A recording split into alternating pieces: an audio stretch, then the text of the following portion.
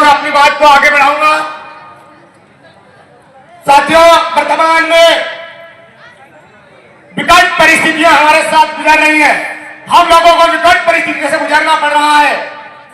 एक तरफ जल जंगल जमीन को जिसकी हम बात करते हैं, जल जंगल जमीन को बचाने की बात करते हैं, दूसरी तरफ कई बड़े उद्योगों के नाम से, कई बड़े उद्योगपतियों को जो जमीन हमारी है, जो जंगल हमारी है, जो जंगल हमारा है, जो खनिज हमारा है, धीरे धीरे उन्हें नष्ट किया जा रहा है और आदिवासियों को उस जल जंगल जमीन से बेदखल किया जा रहा है। मेरे युवा साथियों, हम आदिवासी एकता महासम्मेलन के माध्यम से तमाम मेरे युवा मित्रों से इस बात की अपील करता हूं, साथियों, संवैधानिक हक अधिकार को समझने की जरूरत है।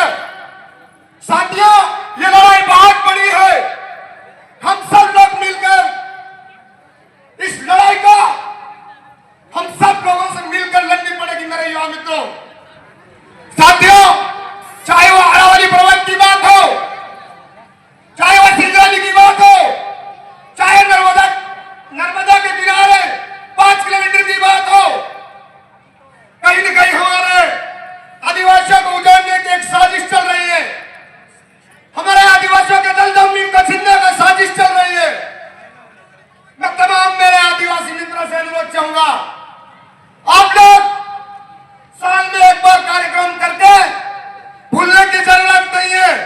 हमारे बीच में तमाम वरिष्ठ वक्ता है, 3 दिन तक आपको सुनना है और घर घर जाकर, गांव पहुंचकर हमारे आदिवासी की अस्मिता, हमारी बहन बेटियों के साथ चलने अत्याचार, तमाम प्रकार की जो यातनाएं, अत्याचार जो हो रहा है केवल आदिवासियों पर ही क्यों हो रहा है, इस पर गहन मंथन चिंतन की जरूरत है। साथियों, अब सब बुद्धिजीवियों से मेरा अनुरोध है, आप सब लोग इस पर गहन मंथन चिंतन कीजिए, वरना ये हमारी जमीन भी चले जाएगी।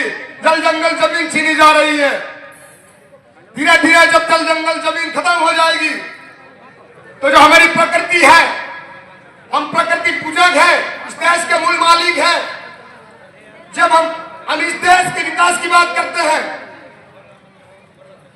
हमारे आदिवासियों को उजाड़ के विकास की गंगा कैसे बहाएंगे? साथियों, उस तमाम प्रकार की बातों को हम लोगों को समझने की जरूरत है।